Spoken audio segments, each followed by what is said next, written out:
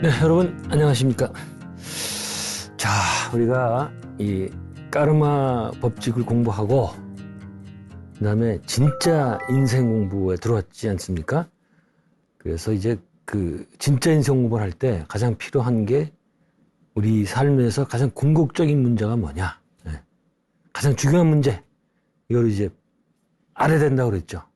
근데 그걸 알기 위해서는 현재 우리 상태가 어떤가를 알아야 된다고 그랬죠. 그래서 뭐 불교 예를 들어왔는데, 불교에서는 이 사성제라고 있잖아요. Four Noble Truths. 그게 바로 그런 관계를 굉장히 잘 설명하고 있다라고 생각이 들어서 그 체제로 지금 가고 있습니다. 그래서 지난 시간에 첫 번째, 우리 현재 상태는 어떻다? 괴롭다. 괴로워도 너무 괴롭다. 네. 진짜 몸서리 쳐지게 괴롭다. 이제 안 괴롭다고 생각하는 사람들은 아주 업보가 좋던가. 첫 번째는. 그렇거나. 근데 그런 사람 별로 많지 않습니다. 두 번째는 잘 세상을 모르든가. 그 둘 중에 하나라고 생각이 되는데. 어쨌든, 그래서 지난 시간에 이제 이 고통, 인생의 고통에 대해서 불교는 상당히 구체적으로 설명했다고 그랬죠. 처음에 네 가지 고통에서 생로병사. 그래서 다 설명을 했고, 죽음을 얘기를 하다가 제가 이제 시간 때문에 그만뒀는데, 죽음 얘기는 제가 직접적으로 죽음에 대해서 강의할 때 많이 얘기를 했기 때문에 건너뛰면서 가려고 그러는데, 자꾸 이거를 이제 반복하는 이유가 너무 중요해서 그래요. 그런 것도 있고, 또 제 학생들한테 제가 강의 많이 해봤잖아요. 한 번 갖고는 못 알아듣더라고요. 학생들한테. 한 5번은 해야 되나? 시험 봐도 나중에 몇 학기 지나면 또 몰라요. 그래서 자꾸 제가 좀 반복하는 면이 있는데 좀 양해해 주시기 바랍니다. 죽음이 무서운 이유는 첫 번째는 이제 내 자신이 없어진다는 것. 그게 가장 두려운 거다.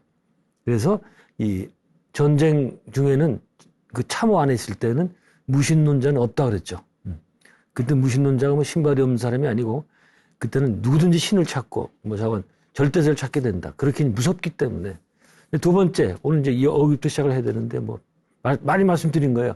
우리는 죽은 뒤에 어디로 가는지 모른다. 근데 어디로 가는지 모르고서는 거기 막 끌려가니까 무서울 밖에 없죠. 생각해보세요. 내가 경찰이나 안기부 사람들한테 끌려가지고 가는데 어디로 가는지도 모르고 계속 눈 가리고 끌고 간다고 생각했어요. 거기서 오는 그런 이 공포. 그래서 우리는 죽은 뒤에 어디로 갔는지 모르는 게 하는데, 일단, 그러니까 한 가지 경우의 수가 있어요. 뭔가니 근사 체험자를 통해서 간접적으로 그 죽음 뒤의 세계, 사후 세계를 알 수 있겠다. 우리는 그렇게 체험할 수밖에 없겠다. 근데 그건 감정적이기 때문에 직접적으로 체험하고 달라. 제가 근사 체험에서 책도 쓰고 숱하게 책도 보고 많이 강의를 했지만 아직도 그 간접적인 거라서 궁금해요. 정말 그 사후 세계가 어떻게 펼쳐질까? 그 사람들이 말하는 것처럼 펼쳐질까? 아니면 또 다르게 될까? 여전히 궁금합니다. 자, 세 번째 이 죽음의 고통은 사후 세계가 있다면 그곳이 어떤 곳인지 모른다. 아까는 그냥 사후세가 있는지 없는지 이런 건데, 사후세가 있다고 치더라도 그것이 어떤 곳인지, 정말 종교에서 말하는 것처럼 착한 사람은 천당 가고 예수 안 믿는 사람은 지옥 가고 이런 건지. 근데 이것도 교육을 받으면 조금 알 수 있거든요. 근데 역시 아까 말씀드린 대로 공부를 해도 간접적으로만 알 뿐이지 직접적인 건 아니에요.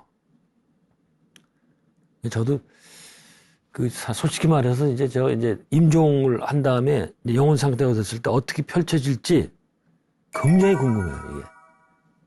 제가 수십 년간을 죽음을 강의하고 이랬지만 제가 직접 맞닥뜨려질 때 과연 어떤 광경이 펼쳐질지 짐작은 해요. 예상은 하지만 모르죠. 어떻게 될지 이거. 그러나 근사에 체험한 사람들은 직접 가서 봤기 때문에 그들은 죽음에 대해서 전혀 두려워하지 않습니다. 그러나 그들도 뭐가 두려운가 하니 그 죽음으로 가는 과정, 가령 사고를 당해서 병원에 있다든가 아파서 계속 그 아픈 상태도 있다든가 그런 거는 두렵다고 그래요. 그건 인간이니까 어쩔 수 없는 거죠. 네. 자, 어쨌든 그다음 네 번째 그 죽음의 고통은 사랑하는 가족들과 헤어져서 어딘지 모르지만 혼자 가야 된다는 것. 아까 제가 말씀드렸죠. 모르는 곳이 가는데 만일 뭐 친구들하고 같이 가든지 가족들하고 같이 가면 훨씬 위안이 되죠. 네. 그러나 혼자 가다고 생각한다면 이건 뭐 굉장히 무서울 거예요. 그래서 저는 이 비유를 드는데 나를 어떤 사람도 아니야 그냥 어딘지 모르는 아프리카 정글 같은 데 딱 떨궈 놨다면 그런 데서 혼자 있다면 과연 그때 이 두려움 왜 인간이 지금 이것에 대한 지식이 전혀 없잖아요. 어떻게 해야 될 바를 모르고 거기다가 무슨 우리가 도시에 살던 사람이 정글에서 어떻게 사는지 뭘 하나 알겠어요. 뭘 먹어야 될지 아무것도 모르잖아요. 그럴 때 느끼는 괴로움 그런 것도 비유에 들 수 있겠다. 내 마지막은 내가 죽은 다음에 나는 완전히 잊혀질 것이다. 사실 잊혀질이라는 건 문법적으로 틀립니다. 잊힐 것이다. 이렇게 해야 돼요. 근데 잊힐 그러면 뭐 잊혀진 계절 뭐 그런 것도 있잖아요. 그게 틀린 겁니다. 사실은. 잊힌 계절 뭐 이렇게 되는데 어떻든 이걸 많이 쓰니까 내가 없어지는 것도 괴롭지만 나의 사랑하는 사람들 뇌리 속에서 나의 가족 뭐 친구를 통해서 내가 완전히 사라져 버린다. 잊혀진다. 잊힌다. 이런 데서는 괴로움. 네. 그래서 이제 우리가 임종 환자를 이제 앞에 두고 그를 위로할 때 여러 가지 방법이 있는데 그중 하나가 이겁니다. 아버지 혹은 어머니 돌아가시더라도 저희는 언제든지 아버지 어머니를 생각하고 또 제사 같은 의례, 뭐 추모제 같은 의례를 지내면서 항상 이 기억에 떠올릴 겁니다. 이런 식으로 하면은 그분들이 상당히 위로를 많이 받는다고 그래요. 네. 그만큼 이제 우리가 자신이 아무 존재도 안 된다는 거에 대한 괴로움들, 그런 공포들이 있다. 그것들이 다 이제 죽음과 연관된 거다. 이렇게 얘기를 했습니다. 그러니까 이렇게 보면은 인간이 가진 공포 가운데에서 죽음에 대한 공포를 능가할 게 막 없을 거예요. 네. 가장 큰 공포. 네. 이거는 우리가 평소에 잘 못 느끼죠. 아주 위급한 사고를 당하거나 이럴 때가 아니라면 못 느끼는데 어떻든 이런 것 사실을 통해서 추정해 보면 죽음이라는 것은 인간이 가진 공포 중에서 가장 큰 공포일 수 있겠다. 죽음 앞에서 느끼는 공포. 네. 자, 여기까지 사고였고 불교는 여기서 끝나지 않고 다 4가지 고통을 더 얹죠. 그래서 팔고라고 얘기하는데 그럼 다른 사고, 생로병사 말고 다른 사고는 무엇일까? 이것도 뭐 여러분들 불교도들 많이 아실 거예요. 이 앞에 사고에 비하면 굉장히 이거는 실질적이에요. 예. 앞에 사고는 좀 스케일이 큰데 이거는 좀 아주 일상적이고 좀 이 피부에 와닿는 그런 고통이에요. 그래서 저는 요 사고를 우리가 지금 보는 사고를 공부해 보면서 불교가 이렇게 그러니까 현실과 동떨어진 종교가 아니구나. 예. 우리 불교 그러면 뭐 절간에 절간은 저 산에 있고 말이지 거기 가서 도 닦고 이렇게만 생각하는데 사실 그렇지 않다. 왜 그런가 하니 이 초기 불교 이 경전에 나오는 얘기인데 저는 뭐 이제 어떤 스님들이 쓴 책을 통해서 봤습니다만 부처님이 뭐 그러셨다고 그래요. 남편은 아내에게 보석을 사줘야 된다. 뭐 그럼 아니 부처님처럼 세간 다 떠난 분이 기껏 보석을 사주라고 이런 얘기를 해? 그렇게 생각할 수도 있지만 사실 그게 필요한 거 아니에요? 자기 사랑하는 아내를 위해서 아내가 원하는 걸 사준다는 거. 네, 그런 것까지 부처님을 헤아려서 이 가르침을 주셨다. 그래서 그런 의미에서 실질적인 가르침이다. 불교는 이렇게 얘기를 자주 합니다. 자, 지금부터 얘기한 4가지 고통. 처음 뭐 아시죠? 첫 번째, 사랑하는 사람과 헤어지는 고통. 두 번째, 미워하는 사람을 만나야 하는 고통. 세 번째, 갖고 싶은 것을 얻지 못하는 고통. 그다음에 4번째는 좀 두리뭉실한데 이 몸과 마음이 원하는 것을 충족하지 못하는 굉장히 광범위한 그런 고통이겠죠. 네. 이 4가지 고통인데 이게 좀 재밌습니다. 제가 이 얘기를 할 때마다 이제 이대에서 강의할 때 그 학생들한테 이걸 물어봐요. 그 첫 번째 고통과 두 번째 그 고통은 인간관계에서 오는 고통을 얘기하는 거 아닙니까? 근데 이게 인간관계라는 게 지금처럼 사랑하는 사람, 뭐 위하는 사람 그 정도가 아니고 이게요, 사실은 불교의 사고나 팔고 중에 인간관계에서 오는 그 고통, 그게 사실 들어가야 돼요. 그 정도로 이게 큰 고통입니다. 우리 인간에게. 그런데 아마 부처님 제서시 당시에는 인간관계 때문에 오는 고통은 현대보다는 월등히 적었기 때문에 아마 그 얘기 안 들어가는 건지 모르겠어요. 왜 그런가 하니? 현대 와서 이 인간관계에서 오는 고통이 심해지거든요. 생각해보세요. 전근대 사회. 그러니까 우리 조선시대 같은 거 보세요. 그때는 어땠어요? 신분이나 뭐 직업, 또 그 다음에 뭐 나는 아들, 딸, 뭐 이런 것들이, 이런 인간관계가 딱 정해져 있잖아요. 태어나면서. 예. 더 이상 어디로 갈 데가 없어요.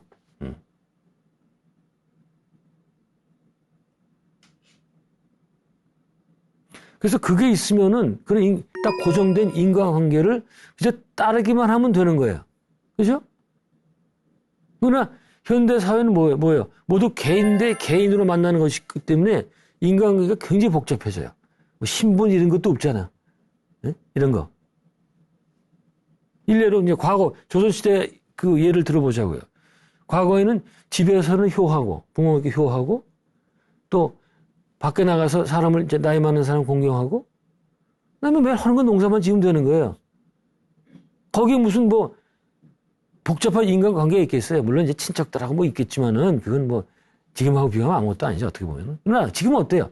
매일 불특정 다수와 만나야 되고 그러면서 많은 사람과 인간관계를 갖지 않을 수밖에 없죠. 네. 그러니까 적나라한 예로 과거에는 회사 같은 거 없었잖아요. 네. 그 회사 속에서 느끼는 그런 이 다양한 인간관계 거기서 이 많은 문제가 생기죠. 네. 저는 이제 그 다음 그것과 연관해서 뭘 설명하는 거 아니 팁으로 제가 이제 학생들한테 이제 어린 여학생들이죠. 야, 너희들 사랑하는 사람과 헤어지거나 만나지 못해서 느끼는 고통과 미워하는 사람을 만나야 되기 때문에 느끼는 고통. 이거 중에 뭐가 더 괴로울 것 같아? 이렇게 물어보면 다들 사랑하는 사람과 못 만나 하는 게 더 괴롭다 이래요. 그래서 야, 아직 좀 더 살아봐야겠구나. 어? 그런 거니? 그리고 이제 학생들은 남을 미워한 적이 없는 모양이네. 또 미움을 받아본 적이 없는 모양이네. 예, 사랑 일변도로 가는 거 보니까 사실은 그렇지 않죠. 미운 이를 만나는 게 훨씬 더 괴롭죠. 예. 사랑하는 사람을 못 만나는 건 그래도 확신 갖고 있으면 서로 간의 확신, 서로 간에 사랑한다는 확신이 있다면 참아낼 수 있어요. 아무리 멀리 떨어져 있어도. 예. 그러나 미운 사람은 이건 물론 안 만나면 문제가 없지만은 예? 계속 만나야 된다면 특히 가정에서 배우자가 미운 거, 이 미치는 거죠, 이게.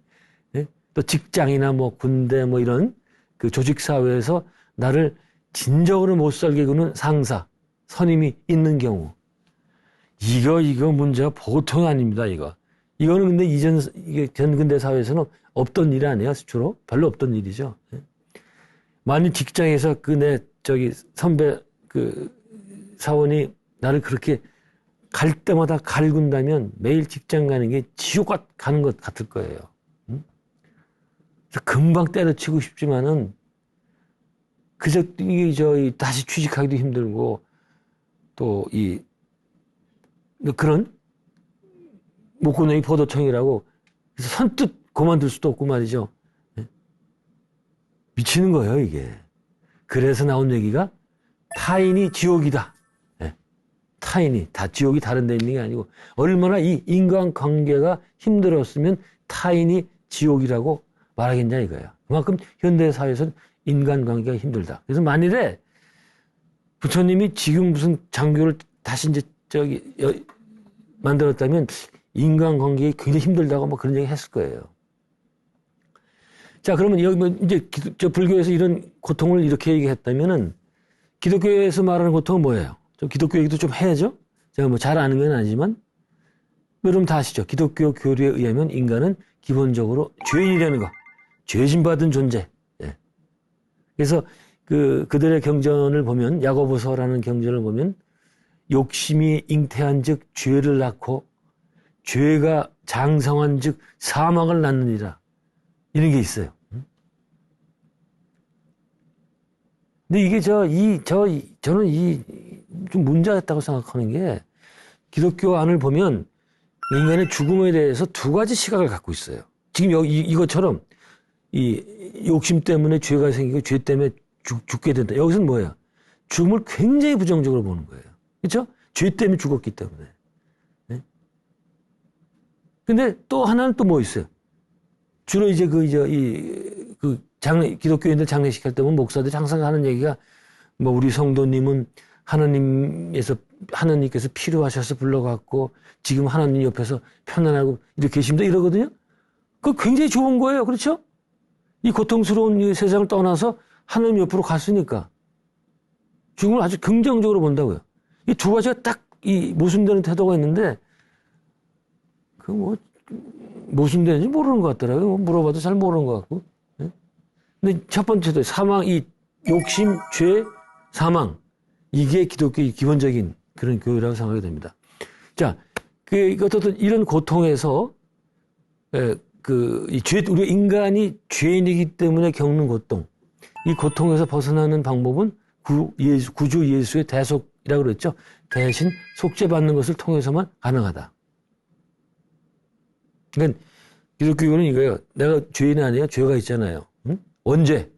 그놈의 아담이 이 선악과 따먹어가지고 거기서 죄가 생겨가지고 그거 따먹은 거하고 나하고 무슨 관계입니까? 근데 이게. 잘 이따 나중에 다시 말씀드리라고. 그 죄를 갖고 있기 때문에 이 죄는 너무도 커서 내 혼자 힘으로 안 돼요. 이 구원을 못 받습니다. 어떻게? 예수님의 공로에 의지해서 받잡고 예수님을 통해서만 그 속죄가 되는 거예요. 근데 거기 또 하나 있어요. 예수님께 바로 갈 수 있다 없다. 가톨릭에서는 가지 못합니다. 직접. 신부를 거쳐야 돼. 신부를. 네? 신부가 대신 다 미사 드려줘야 돼요. 가톨릭에서 신부란 존재는 굉장히 큰 거예요. 파더예요. 이 신부란 한자 말도 재밌잖아요. 신의 아버지야? 그건 뭐 아니겠지만 어쨌든 그만큼 권력이 막강합니다. 신부라는 거는. 저는 전혀 동의 안 하지만 그런 거에 대해서. 근데 가톨릭 내에서는 그렇다. 그럼 그쪽에서 그런 거 우리가 밖에서 뭐라고 그럴 필요가 없죠. 네. 이거를 누가 깼다? 이 구도를 마르틴 루터가 깬 거예요. 신부 필요 없다.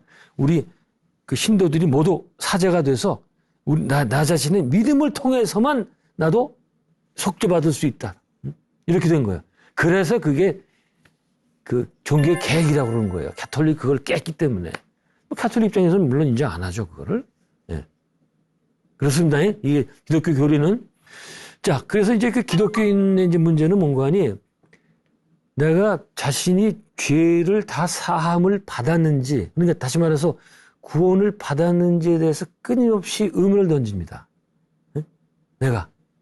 물론 교리는 내가 예수님 믿습니다 그러면 구원을 받았다고 얘기를 하는데 그거 어떻게 믿어요 그거를. 뭐 확실한 증거가 있어야 될 거 아니에요. 목사 얘기한다고 신부 얘기한다고 믿을 수가 있습니까 그게?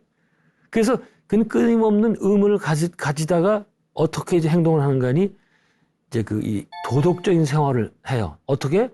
뭐 담배를 안 피거나 뭐 술을 안 먹거나. 이게 지금 개신교에서 하는 일이거든요.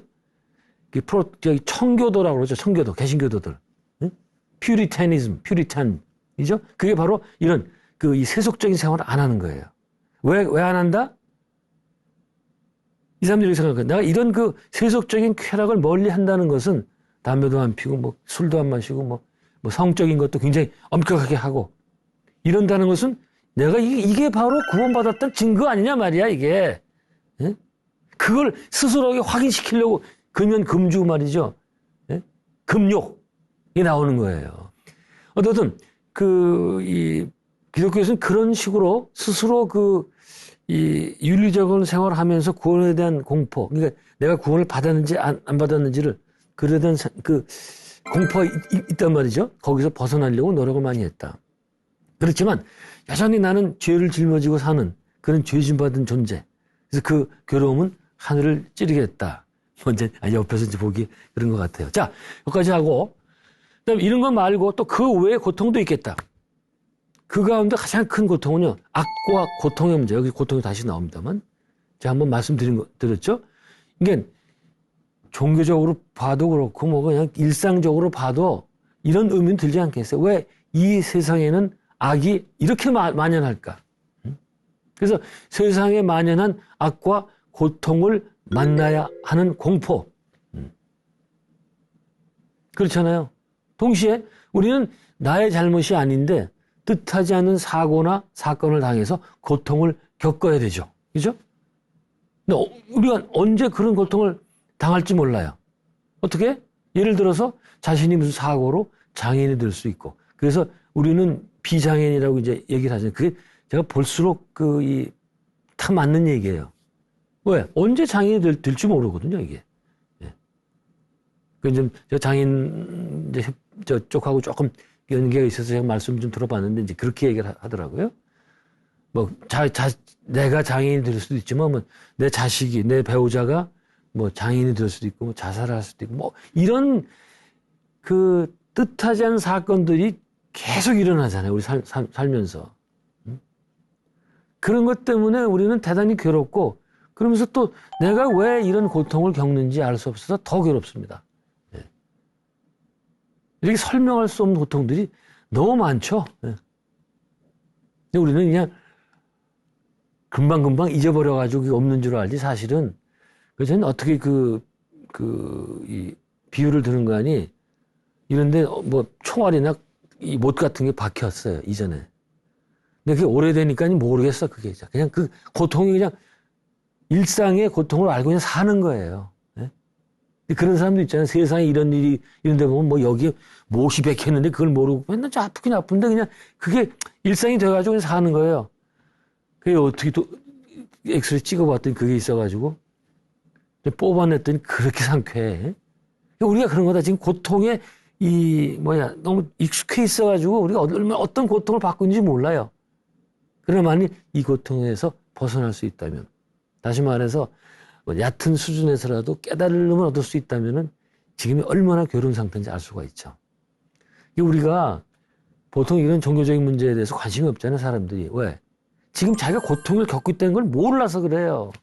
알면 그렇게 무관심할 수가 없어요. 우리는 무디기 때문에 우리는 삶을 살 때 보통 보면 너무 자기 삶에 대한 그게 무딘 경우가 그런 경우를 너무 많이 봐요. 이런 고통의 문제라든가 악의 문제, 뭐 죽음의 문제, 이거를 파기보다는 외면하고 다른 데 가서 그냥 쾌락을 찾고 이러면서 피하는 거죠. 굉장히 무딘 거예요. 그게 무디게 살면 본인한테 많이 났습니다. 예? 우리는 굉장히 섬세하고 예민하게 살아야 됩니다. 제가 맨날 듣는 얘기가 하나 있는데, 일본의 최고의 스님이었던 도겐, 한국말은 도원이죠. 그냥 뭐 조동정 만들고 일본의 원효라고 그러는 분인데, 그 양반은 7살 때 자기 부모의 가 죽고 그 시신을 화장하는데 거기서 그 연기가 나오는 걸 보고 인생 무상을 느끼고 출가했다는 거예요. 그 정도는 돼야 이게 우리의 예민한 거지. 아이고, 참, 뭐 그렇게 하자는 건 아니고요. 어쨌든 그런 아주 예민하고 섬세한 면을 갖고 있어야지 된다. 예? 무디면 본인한테 손해다. 예. 이 얘기 아마 계속 나올 겁니다. 자, 두 번째. 우리가 악과 고통의 문제를 얘기했죠. 거기서 오는 괴로움. 그 다음에 두 번째는 인생의 무의미함. meaninglessness. 영어가 좀 안 하다 하니까 잘 안 되네요. 그러니까 과연 내 삶이라는 게 의미가 있는 것인지, 아무 의미가 없는 것은 아닌지, 응? 나는 왜 사는지, 뭐 어차피 난 죽으면 끝이다. 그렇게 사는 게 무슨 의미가 있는가? 아무리 돈이 많은들, 지위가 높은들, 학식이 많은들, 죽으면 다 꽝인데. 그렇다면 지금 내가 사는 게 무슨 의미가 있냐 말이야. 이런 것들, 이것도 지금 제가 말씀드렸죠. 예민한 사람만이 갖는 거예요. 응? 그냥 대충 그냥 살면 이런 생각을 안 갖게 되죠. 근데 대충 사는 사람들도 사랑하는 사람이 죽었거나 뭐 이럴 때 인생에 큰 위기를 닥쳤을 때 이걸 생각을 합니다. 근데 그런 기회가 왔을 때 놓치지 말라는 거예요. 또 적당히 타협하고 말이야 또 다시 옛 습관으로 가지 말고. 예? 제가 계속 얘기하잖아요. 이게 얼마나 힘들게 나온 생인데 적당히 가고 합니까? 예? 어쨌든 우리는 자기도 모르게, 그러니까 사실 저는 그렇게 생각해요. 지금 뭐 삶의 무의미성을 얘기를 하는데 그걸 모르는 사람이 많다고 그랬잖아요. 많은데 그들도 사실은 무의식에서는 다 알고 있습니다. 내 삶이 무의미할 수도 있겠다. 과연 나는 이 내 삶의 무의미성, 허무, 이걸 극복할 수 있을까? 극복하지 못하면 어떠지? 어떻게 해야지? 뭐 이런 실존적인 고통, 이런 것들이 있다는, 무의식적으로는. 왜 그랬잖아요. 무의식은 다 알고 있다고 그랬잖아요. 똑똑한 사람 무의식이나 좀 덜 똑똑한 사람 무의식이나 무의식은 다 알고 있어요. 똑같아요, 그거는. 겉으로 드러내기 좀 다를 뿐이지. 예? 가령 정신적 장애에 있어서 발달 장애 있는 친구들이 있잖아요. 몸은 25살인데 마음은 뭐 서너 살밖에 안 됐다. 이런 사람들 있잖아요. 그런 사람들도 무의식으로는 똑같아요. 다 알고 있어요. 이번 생에는 왜 그런지 모르지만 그게 이번 지적 장애를 갖고 태어난 거예요. 무의식은 평등합니다. 왜? 무의식은 바로 우주의식하고 통하기 때문에. 사실은 이 무의식하고 저거만 연결만 되면, 이거 뭐라 그래, 이거? 코딩? 이거만 되면 지금 기가 막힌 건데, 그게 너무 힘들어요. 거기까지 내려가려면은 용기와 지혜가 엄청나게 필요해요. 그러나 한번 마음을 먹으면 갈 수 있습니다. 언젠간 가요, 언젠간. 제가 그랬잖아요. 내가 만약 광주에 가고 싶다. 그러면 그쪽을 향해서 발걸음 띄우면 언젠가 가는 거예요. 방향이 틀리면 안 되겠죠. 바른 방향만 잡는다면 계속 가면 가는 거예요. 그래서 얘기했잖아요. 초발심이 중요한 거다, 이게. 초발심 자격문도 나오는 거예요. 하나의 믿음이 깨닫게 해준다. 이런 얘기. 그거 다 많이 하는 얘기예요. 자, 그러면 우리가 고통 얘기는 여기까지 하고, 두 번째, 멸제죠. 불교에서 멸제. The cause of suffering. suffering, 고통의 원인. 무엇일까? 네. 여기서 그냥 단도직입적으로 답을 얘기한다면 이 고통의 궁극적인 이 끝판의 원인은 자기의식이다. 자, 이거 self-consciousness 혹은 뭐 reflective consciousness라고도 하는데, 이거 조금 어려운 단어일 수 있는데 다시 설명드립니다. 아주 쉽게 설명드리니까 걱정 마세요. 예? 예. 이런 어려운 단어 나오니까 탁 틀고 이런 거 하지 마시고, 굉장히 지금 좋은 기회입니다. 이거 할 수 있는. 예. 그리고 지금 이해 안 된다 그래도 그냥 이렇게 흘려가면서는 어떻게 돼요? 무의식은 또 저장해놔요. 예? 나중에 때가 됐을 때 튀어오릅니다. 그런데 만약 이거라도 듣지 않으면 나중에 때가 와도 무의식에서 올라올 게 없어요. 그래서 그냥 들어놓는 게 좋은 거예요. 여러분들도 이 채널 틀어놓고 안 들어도 좋으니까 틀어놓고 계세요. 근데 이게 제가 이 강의 40여 분이더라고요. 너무 길어, 이거. 누가 이런 강의를 들고선 40몇 분 이러고 보겠어요. 제가 무슨 개그를 합니까? 노래를 합니까? 노래도 이렇게 못 듣는데. 틀어놓고 그냥 여러분 할 일 하시면서, 하면 됩니다. 그러다가 조금 들을 만한 얘기 나면 잠깐 보고, 아니면 또 자기 일하고 이러면 돼요. 자, 이 고통의 원인에 대해서 불교는 뭐라 그런다? 아주 전형적인 대답이 있죠. 우리가 왜 외롭다? 우리는 인간은 욕심이 있고, 갈래, 집착, 탐착, 욕정, 욕망, 이게 있기 때문에. 그래서 이거 욕심만 없애면, 집착만 없애면 고통이 없어진다. 다 이러잖아요. 근데 저는 그 다음 질문을 한 번 더 던집니다. 과연 그 욕심을 없애는 일이 가능하겠는가? 저는 일단 불능하다. 욕심을 계속 잘라서 없애는 거, 욕심 있으면 이 금강도로 해가지고 그냥 탁 잘라내면 그냥 해탈이라고 그러잖아요. 그건 불가능한 일이다. 왜? 욕심을 없애려면은 또 생각으로, 또 하나 욕심을 없애려는 그 생각이 있잖아요. 그거 남잖아요. 그럼 어떡할 거예요, 그거는? 그럼 그걸 없애기 위해서 또 욕심, 또 생각을 내야 돼. 이거 계속 나가는 거예요. 그러니까 그 욕심을 계속 덜어낸들 뿌리가 나와 있기 때문에 뿌리는 이게 또 여러분 살짝 가르쳐 드리는 이 뿌리가 자기의식이에요. 아까 얘기했던 거. 셀프 컨셔스니스. 이거. 이게 없어지지 않는 한은 욕심은 절대로 사라지지 않습니다. 그러니까 인간의 욕심이라는 거는 현상에 불과한 거기 때문에 욕심의 근원을 찾아야 된다. 집착을 놔라. 그것이 뭐 마음을 비운다.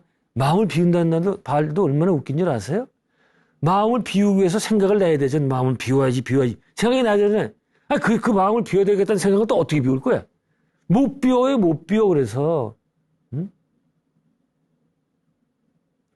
제가 아는 상식으로는 이 생각을 없애야 된다. 그랬더니 부처님 당시에서, 제사시 당시에 그 수행하던 그 제자들이 야, 생각을 없애야 된다? 그럼 죽으면 되겠네.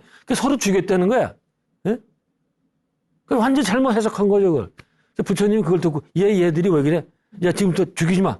그래서 불살생개가 나왔다는 그런 얘기도 있는데, 그전 책에서 봐가지고, 본 지도 오래, 다 이게 대학 때 봤던 거예요. 대학 때 제가 열심히 얘기했잖아요. 방학 때 불교책 사가지고 계속 독학하고 이랬다고 말이죠. 그때 그 책에서 읽었던 얘기라서, 정확한 건 모르겠습니다만은, 어쨌든 불살생개가 그렇게 나왔다는 설이 있어요. 그러니까 그 승려들의 그 생각이 어떻게 생각하면 틀린 건 아니에요. 나의 생각을 없앤다, 욕심 없앤다? 그럼 내가 없어지면 되겠네? 죽는 거예요. 자살하든지. 근데 제 그 죽음학 강의를 들어보시면 알겠지만은 죽는다 그래서 그 생각 안 없어져요. 생각 그대로 남습니다. 예? 아주 이 생각에서 벗어나는 거는 세상에서 제일 어려운 일. 예? 자, 어떻든 우리 갖고 있는 욕심은 어디서 나온다? 나라는 의식, 이게 바로 자기의식에서 나오는 거죠. 따라서 이 나라는 의식이 사라지는 한은 욕심은 없어지지 않는다. 이 자기의식. 이게 모든 고통의 근원. 여러분들 이게 전혀 여러분들은 생소한 얘기 아니에요. 선종에서 항상 하는 얘기가 뭐예요? 한 생각만 나도 진리에서 48,000이 떨어진다고 그러잖아요. 그러니까 옛 스님들도 알았던 거예요. 한 생각이라도, 생각 나면 어떻게 돼요? 이 분별력이 생기는 거예요. 제가 분별력이 뭔지를 말씀드릴게요. 조금 있다가. 응? 나와 너를 가르고 말이죠. 모든 이원론적인 사고가 시작이 돼요. 인간의 고통은 거기서 시작이 되거든요. 지금 또 이게 설명이 좀 어렵 수 있겠는데, 제가 가서 상세 설명하니까 또 그때 보기로 하고, 또 제가 계속 얘기하지만 그때도 아니면 나중에 또 한 번 하면 돼요. 알 때까지 하면 돼요.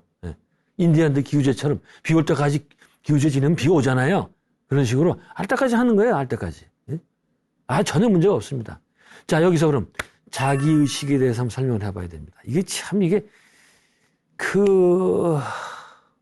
종교, 불교나 기독교나 이제 그쪽 하는 교수들 얘기 들어오면 이 자기의식 얘기를 안 해요.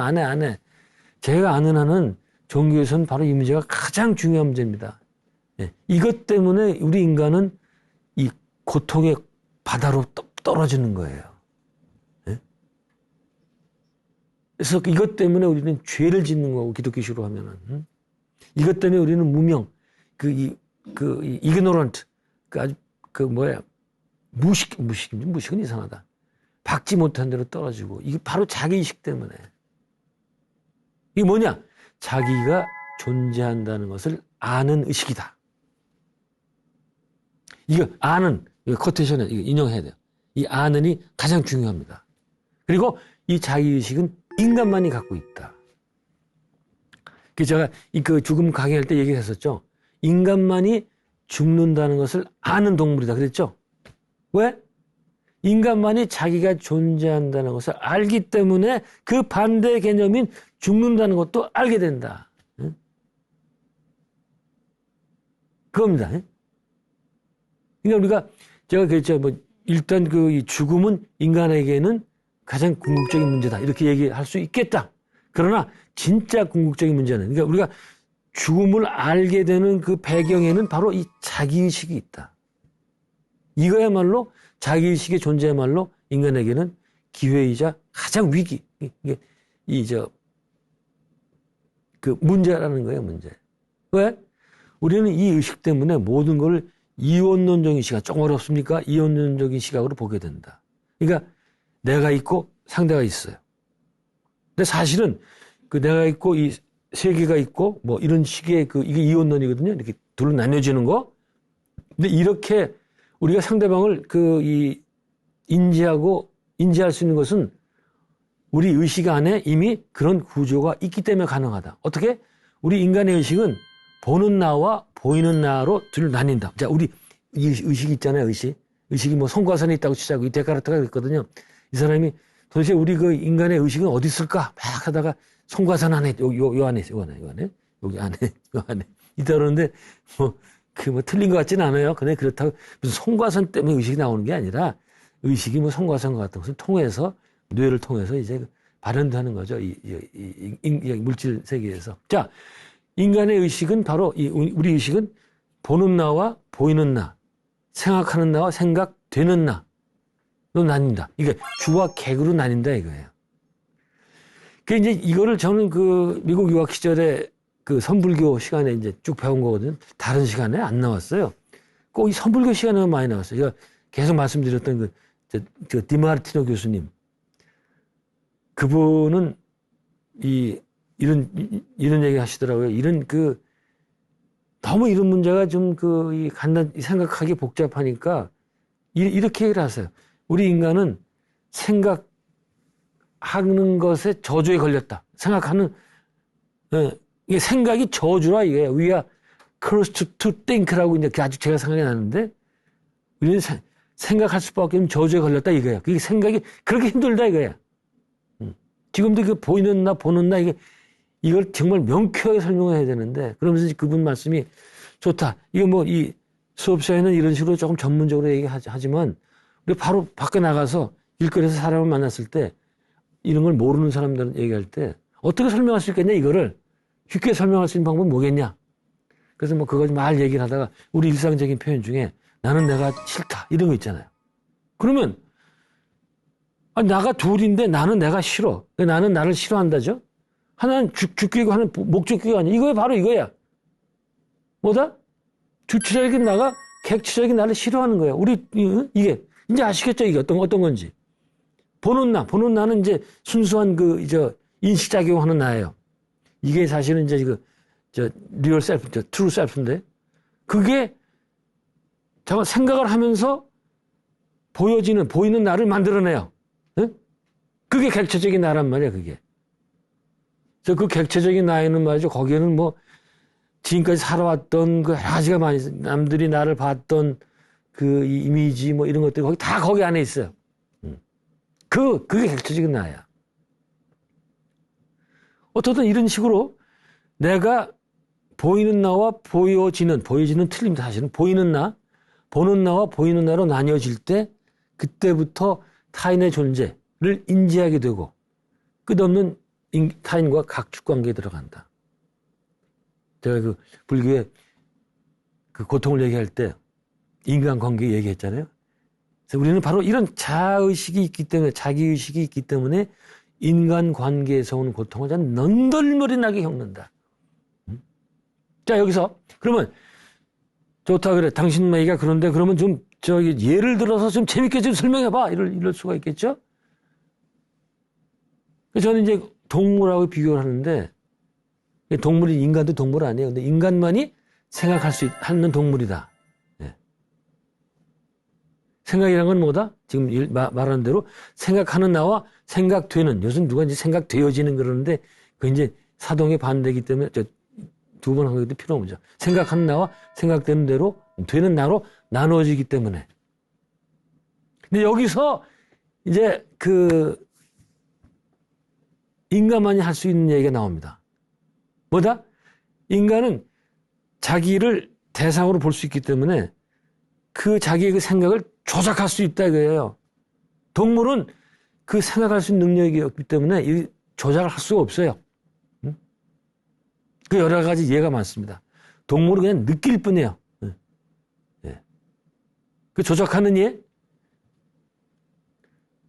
뭐 그 조작보다 그게 있군요. 동물과 인간의 다른 점 중에 하나가 인간만이 언어를 갖고 있다. 동물은 언어가 없다. 그럼 또 제인 구달 같은 동물학자는 펄쩍 뛰죠. 무슨 소리냐, 동물도 언어가 있단 말이야.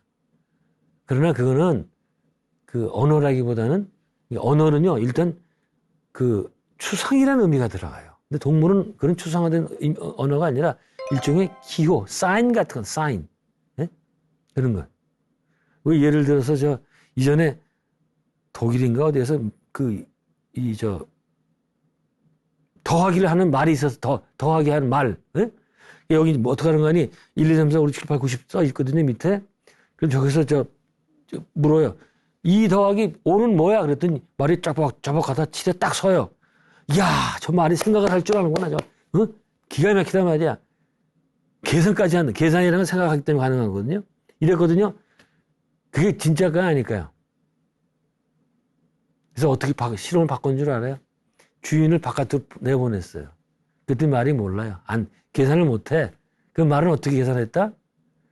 딱 이제 뭐가 오니까 옆으로 가다가 딱 주인의 아주 조그만 이거 한 거 눈동자가 움직인다면 손이 조금 움직여. 그걸 캐치해가지고 7번에서 쓴 거예요. 그거에 그게 스냅으로 다 밝혀졌습니다. 동물이 계산 못 해요, 절대로. 응? 그 원숭이가 조삼모사 하는 거, 그 원숭이는 몰라요. 아침에 3개 주는데, 저녁 때 4개 주는데 아무것도 몰라. 응? 어쨌든, 그 인간만이 이런 식으로 언어는 대상을 추상화할 수 있다. 응? 개념화한다는 거예요, 개념. 응? 언어를 가지고 말이죠. 네. 이런 예. 그게 동물제가 정한 그 동물이 얘기하는 거는 그 만화영화에서 나오는 그것밖에 없어요. 만화영화 보면 식물도 얘기를 하는데 그걸 이제 주술적인 단계라고 그래요. 아이들 단계, 저기 4살, 3살짜리 단계. 이런 겁니다. 야, 이거 지금 참 재미난 예가 많이 되는데 시간이 벌써 많이 지났네요. 자, 우리가 그 인간이 있는 생각할 수 있는 능력이 있기 때문에 여러 가지 부대 효과가 나타나는데 언어를 봤죠, 언어. 네. 그 다음에 계속해서 또 재미난 얘기가 많이 나옵니다. 그건 다음 시간에 보도록 하겠습니다. 네, 오늘 여기까지입니다. 고맙습니다.